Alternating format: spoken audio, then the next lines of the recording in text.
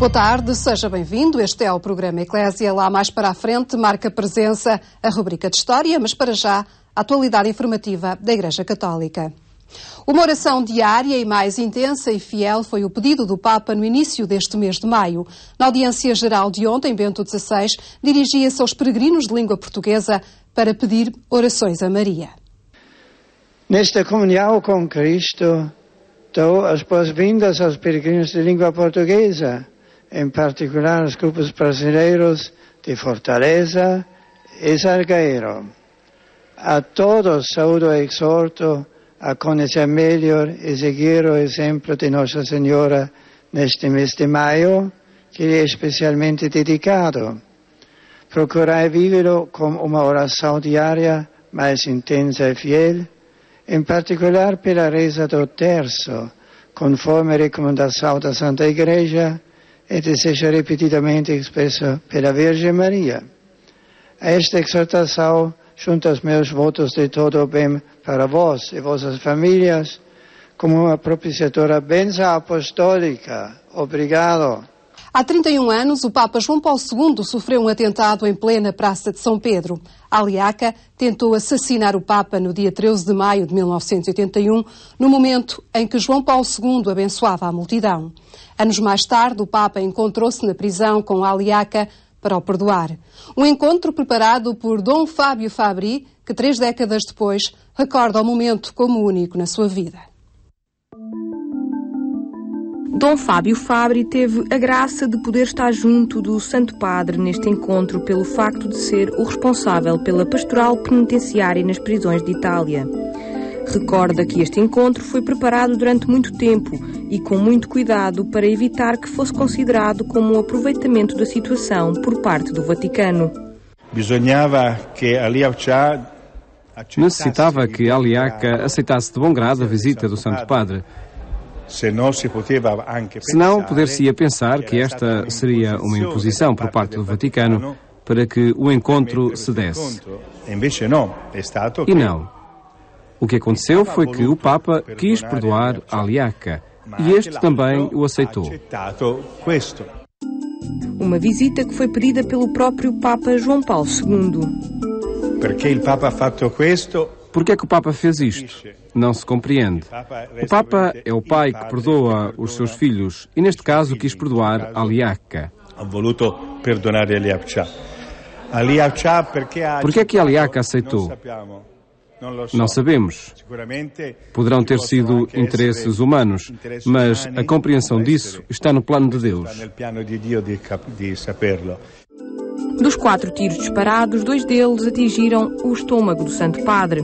A quando do encontro entre os dois, o turco mostrou-se preocupado e quis saber de imediato se João Paulo II estava totalmente recuperado. Eu fui um dos últimos a fechar a porta da cela onde o Santo Padre entrou para se encontrar com Aliaca. Eu pude escutar as primeiras palavras de Aliaca diante do Santo Padre.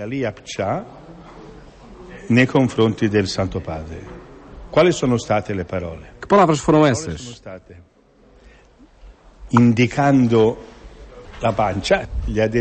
Apontando para a barriga, perguntou-lhe: sofre muito? E aproximando-se, quis observar o local do ferimento. Tem dores? Um momento crucial para a redenção de Aliaca. Pode ter sido o início de algo para ele como pessoa, uma compensação ali diante do Santo Padre. É um momento verdadeiramente humano, se quisermos. É destes momentos humanos e humanizantes que surge o renascimento para tudo. Para o Santo Padre, para o perdão a Aliaca. E para Aliaca, uma ressurreição de si mesmo, do seu íntimo, da sua inteligência. Não sabemos. Para mim, foi uma experiência muito bela. Pelo atentado, Aliaca foi condenado à prisão perpétua em julho de 1981. Mas mais tarde, e com a intermediação do próprio João Paulo II, o turco deixou a prisão italiana após cumprir 19 anos de pena. A restauração da independência de Timor Foi há 10 anos. Decorrida uma década, a Igreja continua a ser um fator de coesão social. Quem o diz é Dom Basílio do Nascimento, o novo presidente da Conferência Episcopal de Timor-Leste. Timor-Leste já tem a sua Conferência Episcopal. O seu presidente, Dom Basílio do Nascimento, destaca que esta é uma evolução ao nível da Igreja em Timor e um reconhecimento da Santa Sé. Foi criada a Conferência Episcopal timorense, o que quer dizer que, neste momento, pelo menos a nível de representatividade, a nível da organização interna, uma coisa, e a nível da representação externa, também a Igreja começa a ter voz, a Igreja timorense começa a ter voz, não só a nível interno, mas também a nível externo. Timor tem evoluído bastante nos últimos tempos, seja no campo económico e político, e neste processo a Igreja continua a ser um cimento social desta nova nação. É verdade que, neste momento, modéstia à parte, sem dúvida nenhuma que a Igreja continua a ser o polo de união e de unidade do povo. Vamos lá dizer que também é um pilar de reconhecimento e de identidade do povo timorense. E também, do ponto de vista social, é uma das instituições que faz ou que contribui para que, de facto, haja algum desenvolvimento, não só a nível material, mas sobretudo a nível social. Estou-me a lembrar, por exemplo, da educação. Relacionamento próximo também entre a Igreja e a classe política. Dom Basílio destaca este bom entendimento reforçado pelo facto da geração do clero e dos políticos terem muitos elementos em comum. Em relação a Dom Ricardo e a mim próprio, uma grande parte destes que estão no governo, há uns que são contemporâneos nossos, outros... O Xanana é mais velho do que eu, mas é do mesmo curso que o Dom Ricardo. Pois há outros, vários ministros hoje, são mais novos do que eu. Portanto, é tudo gente que passou aqui por esta instituição, pela Igreja. E depois também, neste momento, está em negociação a concordata entre o Estado timorense e o Vaticano, e do qual, evidentemente, a Igreja vai ter um lugar, não digo privilegiado, mas o estatuto jurídico da Igreja vai ser reconhecido pelo Estado timorense também. No horizonte apresenta-se mais um ato eleitoral que está a despertar alguma apreensão em Dom Basílio Nascimento. 24 identidades políticas podem não garantir coesão e um governo maioritário. E o meu receio é que, não havendo uma força política, uma coligação maioritária que seja capaz de imprimir um ritmo próprio que neste momento o Timor precisa, nós corramos o risco de estarmos sempre a provocar eleições antecipadas, e isto não seria bom para Timor nesta fase. Oxalá seja apenas receio meu. Dom Basílio esteve em Portugal a acompanhar os trabalhos da Conferência Episcopal Portuguesa. E depois de um olhar pela atualidade, o regresso à história, a rubrica a cargo de Paulo Rocha e Dom Manuel Clemente folheiam as páginas da gênese da União Europeia.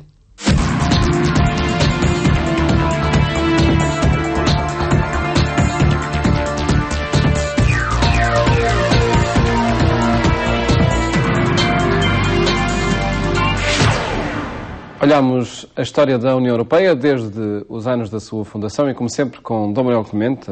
Cumprimento, muito boa tarde. Boa tarde, Paulo. Obrigado por estar uma vez mais connosco.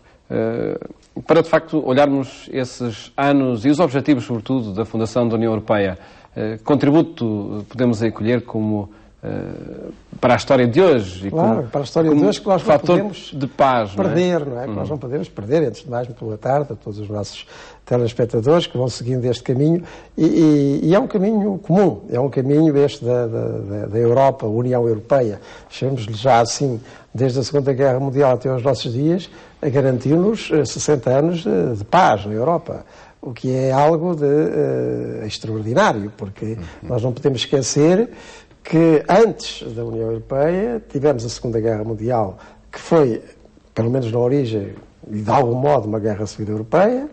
Antes tínhamos tido a Primeira Guerra Mundial, 14-18. Antes tínhamos tido a Guerra Franco-Prussiana, 1870. Antes tínhamos tido tudo aquilo que significou o Império Napoleónico. Antes tínhamos tido as chamadas, pretextualmente, guerras da religião até ao século XVII.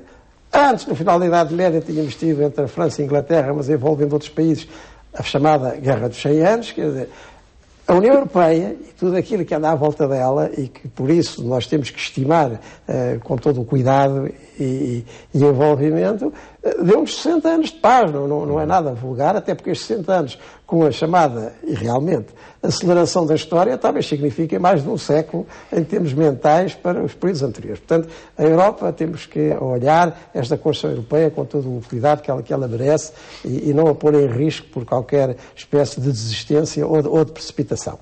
Mas, no nosso primeiro programa, da semana passada, nós reparámos como entre 45 e 50, portanto, nessa segunda metade dos anos 40, logo a seguir ao termo da Segunda Guerra Mundial e sob os imensos escombros de todo o tipo que a Segunda Guerra Mundial provocou na generalidade dos países europeus, se começou uma lenta reconstrução, ou pelo menos tentativas nesse sentido, de cooperação entre os países europeus, o apoio dos Estados Unidos através do Plano Marshall, mas como nada disso atingia já um plano europeu propriamente dito, porque isso eram instituições, digamos, livres e paritárias, até certo ponto, mas não organismos, nenhum deles, supranacionais propriamente ditos. Bem, o que vai construir a União Europeia propriamente dita como uma organização, digamos, supranacional, não apenas internacional, mas supranacional,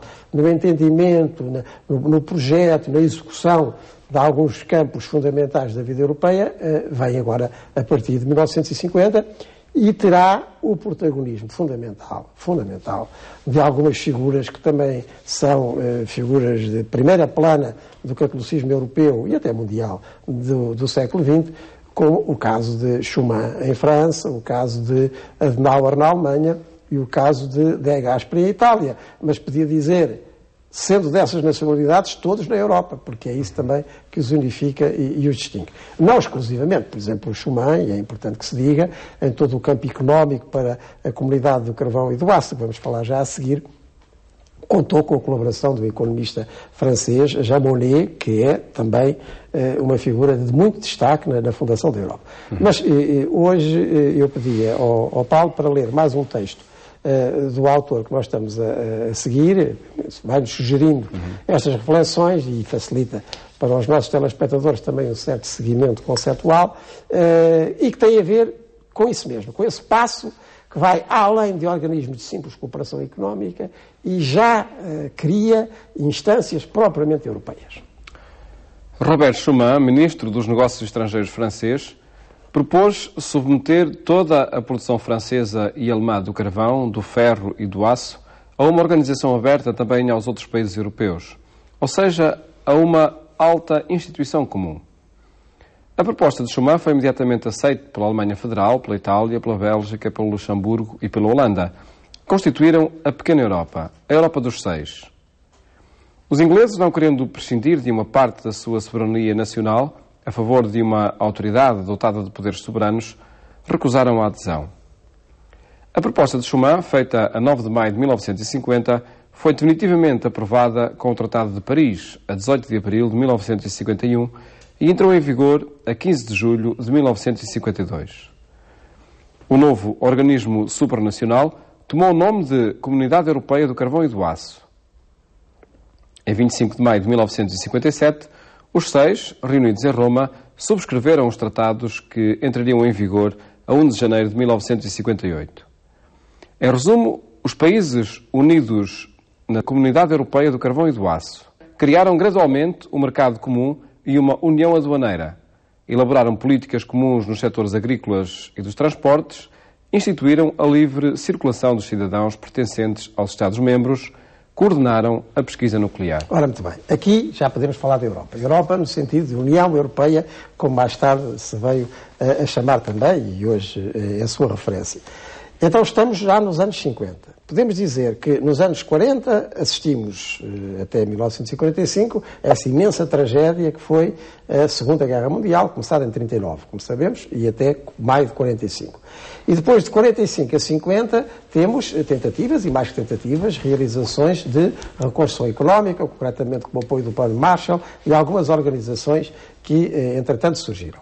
A partir de 1950, e com essa proposta de Robert Schuman, francês, vamos entrar numa organização europeia propriamente dita. Portanto, instâncias de resolução que são transnacionais e até supranacionais. São de governo comum entre vários países. Nós hoje dizemos isto assim muito facilmente, mas se nós nos referirmos ao que acontecia na Europa de meados do século, antes, durante e depois da Segunda Guerra Mundial, isto é uma coisa imensa. Porque, enfim, eu ainda nasci nos anos 40 e as pessoas que são dessa altura lembram-se que, fossem que ponto fosse mesmo da Europa, nós éramos muito nacionalistas, quer dizer, a nossa consideração das coisas, a nossa definição dos objetivos, a nossa cultura, até como sistema de expectativas e de ideais, era vincadamente nacional. Em Portugal falava-se sempre da nação, até se falava da raça, que era uma coisa que fazia um pouco de confusão, porque eu já encontrava gente vinda de muito lado, mesmo cá no nosso país. Mas, por toda a Europa, esse nacionalismo era tão forte que era muito difícil, até em termos de identidade coletiva, uma definição que não fosse nacional. Portanto, os fundadores da União Europeia propriamente dita, estes a que nos estamos a referir na série de programas, ultrapassam muito aquilo que era o quadro mental, o quadro cultural muito fixo da Europa. Não é só dos anos 40, é dos anos 40, 50, 60 mesmo. Bem, e no que diz respeito à Inglaterra, até pela sua própria fisionomia insular, muito além dos anos 60. Ainda hoje nós sabemos que mesmo dentro da União Europeia gosta sempre de ser um caso à parte, não é? E no conjunto da Europa também aconteceu. E isto sublinha muito a grande envergadura destes homens, que são figuras de primeira plana dos respectivos países, são ministros, são gente muito responsável, são governantes dos seus países, todos eles, durante mais ou menos tempo, até foram primeiros ministros, e, no entanto, sendo francês no caso de Schuman, ou sendo alemão no caso de Adenauer, ou sendo italiano no caso de Gasperi, eram europeus, e já se sentiam como tais, percebiam que a sua nacionalidade, que obviamente não rejeitavam, era uma nacionalidade entre nações, e por isso esta internacionalidade europeia, que era de cultura, que era um sentimento básico, e que era também de objetivo comum, tinha que encontrar instâncias de organização que também fossem supranacionais. Isto é um passo, repito, gigantesco. Nós hoje nem percebemos bem o que é que isso significou de ultrapassagem da mentalidade corrente. E a proposta é efetivamente essa de Schuman, e com esta particularidade, chamemos-lhe assim. É que sendo homens tão idealistas, porque eram capazes de ir além na ideia, na projeção, no sentimento, na expectativa, muito além, enfim, daquilo que era imediato, daquilo que era concreto, daquilo que era confinado nas respectivas fronteiras. Eram verdadeiros idealistas, no sentido preenchido e bom do termo, não é? Eram ao mesmo tempo práticos. E o que eles tinham pela mão era a reconstrução europeia. E a reconstrução europeia precisava de matérias-primas básicas, fundamentais. E isso queria dizer, na altura, carvão e aço. Então vamos começar por aqui. Vamos lá ver se não começa a França a puxar para si, a Alemanha a puxar para si, a Itália para o outro lado e outros países igualmente, mas não, vamos administrar em comum este bem fundamental para o desenvolvimento europeu. Isto, repito, é gigantesco, porque nós, quando olhamos para guerras antigas e presentes por esse mundo além, essas guerras o que visam, sobretudo, é a apropriação de recursos básicos. E, neste caso, eram os essenciais da época, não é? Exatamente. E, portanto, o terem conseguido, ao mesmo tempo, idealizar tanto, ultrapassando aquele espartilho nacionalista estrito, e, ao mesmo tempo, conjugar esforços para fazer uma verdadeira instância supranacional para administrar um recurso comum e básico para os diversos países, isso é a grande glória destes homens, com certeza. Robert Schuman, repito, porque é toda a justiça, foi muito apoiado, não só no caso francês, mas europeu, por Jean Monnet. Mas quem dá a cara, quem é o plano, é efetivamente de Robert Schuman, e imediatamente apoiado por esses dois outros grandes líderes, Adenauer da Alemanha e de Gasperi da Itália, a que se associaram também os países do chamado Benelux, portanto a Bélgica, a Holanda e o Luxemburgo. E a Europa dos Seis. E a Europa dos Seis, e assim será até os anos 60, 70, enfim, basicamente é esse o núcleo da Europa. Até porque a Inglaterra, por as razões que já vimos, não adere e fundará uma outra organização, Portugal nessa altura também aderiu, que era a EFTA, que era uma associação de apoio económico, mas não tinha essa vinculação supranacional que a comunidade do carvão e do aço já teve. E quando se assinam os tratados de Roma, já nos anos 50, esses tratados visam não apenas a exploração do carvão e do aço, mas visam também outros domínios, no que diz respeito à circulação das pessoas e dos bens, as uniões aduaneiras, até a própria energia atómica, enfim, uma série de recursos básicos e este meio fundamental da circulação entre os respectivos países, que já é a União Europeia, como depois se desenvolveu até aos nossos dias. E veremos então nos 8 dias outros desenvolvimentos, nomeadamente contributos desses outros pais da Europa que também ele tem falado. Voltamos a encontrar-nos então de hoje 8 dias para olharmos esta história do início da União Europeia.